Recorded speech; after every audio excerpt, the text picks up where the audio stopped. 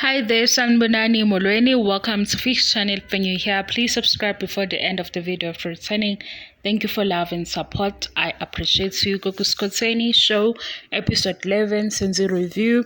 Umndeni kaMonde Shange, oku first husband ka Gogo Skhotheni Gogo Show. Bebehlangana nomndeni kaTomi, uGogo Skhotheni ukuqedela indaba yelobola. So the previous episode, abakashange bathe bafisa ukuba ne-meeting ukuze bekhulume le ndaba ka-second husband.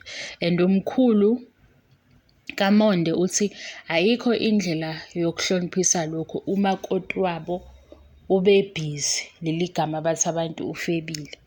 So kuleyo ndawo kufanele kube ukuthi bayahlawula because abakashange bese beqalile indaba zamalobolo.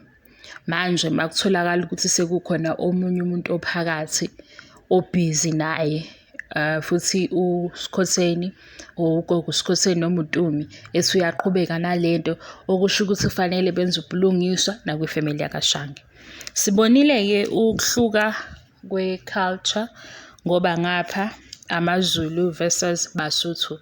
So uthi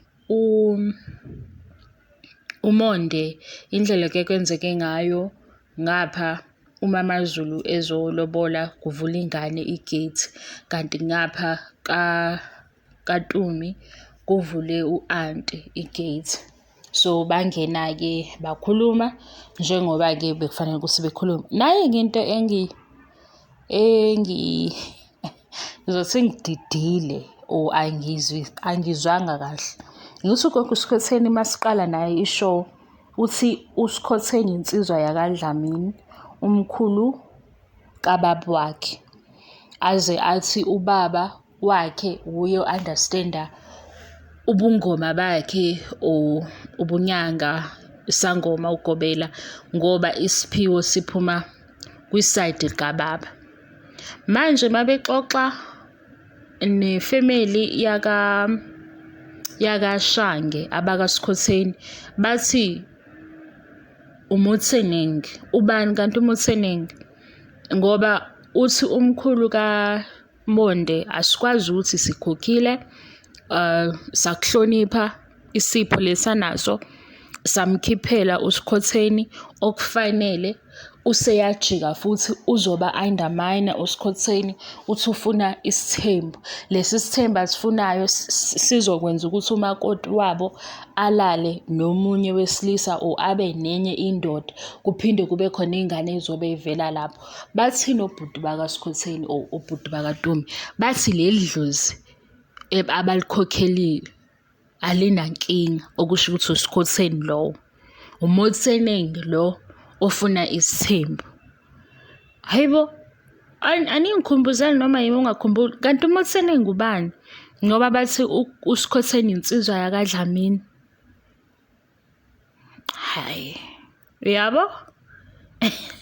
Mase kuba khona-ke njalo nina nibe wrong mase nizokhumbuza mina ukuthi ishow is-scripted. Ma uyibuka ku-episode 1 wabuka episode 2 nje kulula kanjalo, uyibamba lapha ekuqaleni.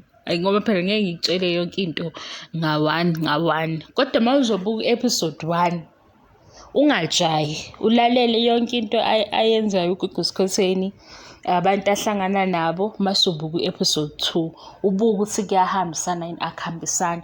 Khona manje sekunoMotseneng lo uSibusiso kufanele ukuthi athathe isibongo sakhe. Ngapha uSkhotheni ezisangoma oyinyanga uSkhotheni okuyinsizwa yakaDlamini. Manje angazi ukuthi kuhlangana kanjani. Hey, ma ukuthi-ke phela baqonda ukuthi noMotseneng naye ufuna ukuthi akhishele into seyiwubugebengu-ke leyo. Because ngifundile nala kwi-Drum Magazine, bengilobo ngisho ukuthi nje ngiyanqena ukunixoxela yonke into engiyifundile la uGogo Skhotheni ephawula nangaye umshado wakhe lo wesithembu. Ngicawa ukuthi phela masihamba nabo sisuka ku-episode 1 size sifike ku-episode 11 thina sihamba nensizwa yakaDlamini. Uma sekuyifamily meeting, insizwa yakaDlamini irelaxile because bakhokha. SekuwuMotseneng lo okufanele ukuthi athathe ofuna isithembu seyinjalo manje masizwe isho obhuti bakaNtumi noma yimi orongi. Manje uthi umalume kaMonde Shange, okusho ukuthi laba babili yibona abazoba umakoti ngoba yindoda le emile ehambise izinto manje ejika izinto, le ndoda le ekuSkhotheni. Umkhulu uthi ayikho into efanele ukuthi ihloniphiswe, ayikho into futhi okufanele ukuthi ibe njani. Kumele bemgeze uSkhotheni ngoba uyabadelela manje. Bona bakhiphile ukuthi bayaqala enye ijeni, bafuna isihlobo esihle. Emva kwalokho useyabajikela manje ufika nenye into futhi into engakaze ize yenziwe. Uyabuza-ke umalume uthi kwenzeka kanjani ukuthi idlozi lifuna into engakaze ize ibe khona nje ukuba khona, because manje mase bezofaka ake sithi-ke siya-assume uMotseneng owesithathu elinye idlozi. Manje basho ukuthi uGogo Skhotheni yena u-3-in-1, uNtumi okunkosikazi kaMonde, abe uGogo Skhotheni okuyi-gift ile asebenza ngayo, abe uMotseneng okuyidlozi elifuna isithembu manje ngoba uSibusiso kumele esebenzise leso sibongo. Hhayi shuthi naye lo bebhala le script writer ubuye wakhohlwa ngoba kukaningi beziphikisa phela manje. Sihamba kanjani noDlamini mase sihambeni noDlamini sesiyajika futhi ngoba nakhu sekuyi-family meeting, as if bathi bekufanele ukuthi abakhokhele bobabili uMotseneng noDlamini mase kuma ezolobola uNtumi. Nayo leyo ngiyayibuza because ayikho phela into engizothi asingayibuzi, kunesizathu sicabanga, kunesizathu futhi sibuze izinto. Bengifunda la kwi-Drum Magazine ukuthi isangoma uyalobola idlozi, isipho, mase-ke ulobola umakoti. Why mina, okay, asisenze isibonelo ngami. Why mina mawukuthi phela nginesipho, bakhona abadala ekhaya. Yes, nginesipho ngisangoma or nginyanga, bakhona abadala. So kuyafika la ukuthi sekuzoba khona umuntu ofuna ukungilobola. Yini kungabi ubaba wami or baba omncane, baba omdala noma ubani-ke okwazi ukuthi enze izinto zasemsamo. Esho ukuthi lo mntwana wala ekhaya ebatshele phela ngoba siyayazi le ukuthi kufanele asiyikhulume izwakale, abantu beyizwe kahle. Idlozi or amadlozi or ancestors abantu bakini abaphilile la emhlabeni before wena. Abanye-ke utholile ithuba labo baphila nawe wababona bashona-ke, abasekho-ke la phambi kwethu kodwa abantu bakini.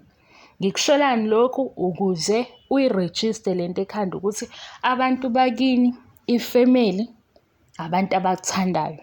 Ngaphandle-ke mawukuthi manamukela izipho kuvuka laba abarongi, mhlampe kuvuke laba ababethakatha, kuvuke laba ababebhizi ngoba sekuthiwa amadlozi ayafeba, uyabo nje into embi. So uma-ke mina ngiwuntombazane nginesiphiwo, ukhona ubhuti othi-ke ayi ngiyamthatha, why ubaba engahambe eyobatshela ngoba abazali bakhe? Esho ukuthi-ke njengoba nje nimazi ukuthi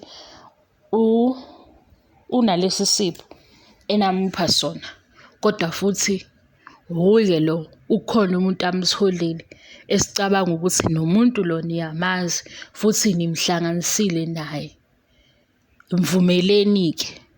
Afike umuntu enze lokho afanele ukuthi akwenze ngoba manje sekuthiwa khokha ulobola idlozi. Uzothi ulobola idlozi omunye bevuke ubugebengu mase bethi kunesithunywa esithile esikhulu, lesi sithunywa siphithizela kakhulu naso asilotsholwa ngoba phela ngithi bayasho ukuthi kunedlozi, kunesithunywa, kuney'ngilosi bayabala kuningi. Yabo sizogcina ingaseyinhle.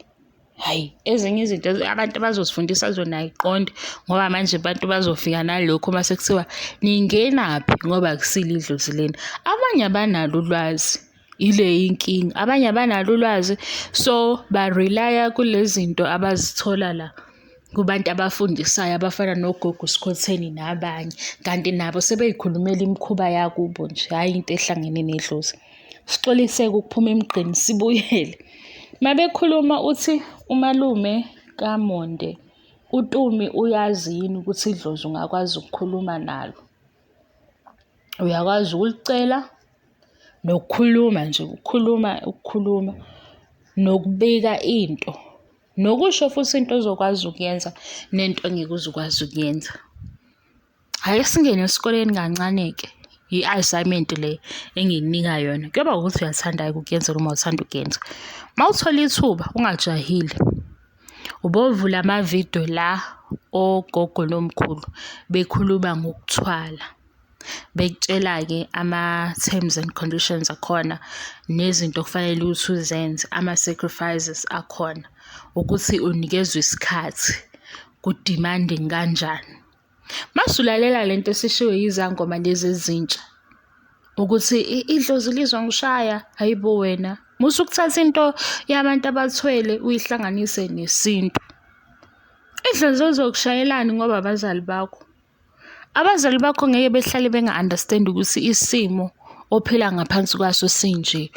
Ukunzima lobu onabo, uma beyifamily yakho yeqiniso bayakubona ukuthi akwenzeki kahle empilweni. Why bengazokunikeza isikhathi sokulungisa izinto ofanele ukuthi uyilungise? Yini bezokunikeza u2 weeks or 3 months base wena uphelelwa yiyo yonke into iyashabalala njengomuntu othwele? Ngoba lento le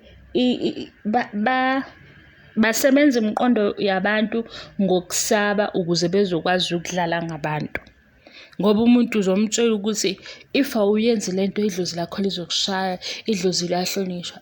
Sepisi idlozi liyahlonishwa ngendlela efanayo yokuhlonipha abazali, umndeni lo. Kodwa manje lo mndeni awusekho la phakathi kwethu, ule kude. Mawukude kodwa futhi mawukuthi usibhekile, why bezosinikeza isikhathi esincane sokulungisa izinto sibe singenalutho kwavele? Kwavele asinalutho.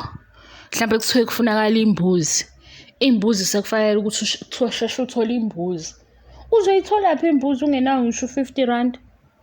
Imbuzi seyake yaba u20 rand? Cha.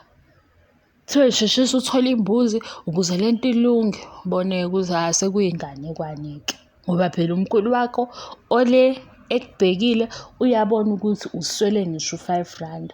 Maye kufuna imbuzi uzothithathephi imbuzi ungenawo no5 rand? Nenye into, ukuqonda izinto kubalulekile, noku-understand izinto kubalulekile, noku-question izinto kubalulekile, nokurizina kwakho kubalulekile. Because ufela uhlale phansi uyibuza ukuthi abantu bakithi abadala banjani. Ke ubafunde ngalabo baziyo kuhleli nabo-ke noma uke wahlala nabo. Ma unganqeni, mhlawumbe ungayena le nhlobo wena okhatha off ifamily, ubuzisise, uhlehle. Base uhlanganisa lolo lwazi lolo, uyobe usubona-ke ukuthi ikuphi oku-wrong, ikuphi okuhambe wrong, ikuphi okuhamba kahle. Before uqala utatazele wenze zonke izinto ozenzayo ezizo-backfire. Mase i-backfire, mase kulandela la mazwi ukuthi idlozi liyakushaya, kanti ushawa yilezi zinto ozenzile obengafanele ukuthi uzenze. Ngoba phela yonke into oyenzayo inama-results akhona. Ngeke ukuthi uzothola i-message manje ukuthi idlozi lifuna ukuthi ugijime wenze leyo nto leyo. Unaso isiqiniseko? Uyayizwa yini ngaphakathi kuwe lento ukuthi into vele okufanele ukuthi uyenze, noma usaba ukuthi mangakwenzi kuzobheda? Asibambeke lapho ngoba vele ngiyanqena. Bakhulumile bagcine-ke beqeda. Asibonanga-ke ukuthi bayivale kanjani, kodwa akunankinga lokho ngoba vele bekungabalekile ukuthi sebesifaka kakhulu kulezi zokulobola ngoba vele yinto yomndeni ihlezi yenzakala la okusuke kuhlangene khona. So abantu abadala bekhuluma beqedela, bayikhulumile-ke kwase kuyavela-ke ukuthi kuhambe kahle ngoba bese bejabula ngaphandle becula. Ngicabanga ukuthi i-celebration yelobolo bese kuwumshado, angazi, kodwa ngathi manje ilobolo selifaniswa nomshado. So kube ilowo mcimbi omncane, kwaba yiphathi, emva kwephathi kwaba yini, ngiyaphosisa, iphele ngephathi. Sabona nogogo Maweni ubekhona kwiphathi kaGogo Skhotheni, engicabanga ukuthi beyihlele u-husband, ngoba so-husband kubalulekile ukuthi akwazi ukujabula, noma uyakudeserve ukujabula because ziningi izinto azenzakala, uthole ithuba lokujabula. Asevalekile le video, sengikhohliwe. Bengiyibhalile la phansi yonke into ukuthi nje iyangiqinisa, ngoba entweni eyodwa ukuthi lokho kufuna idlozi akusiyena wasitshela. Hayi, leyo mbudane leyo.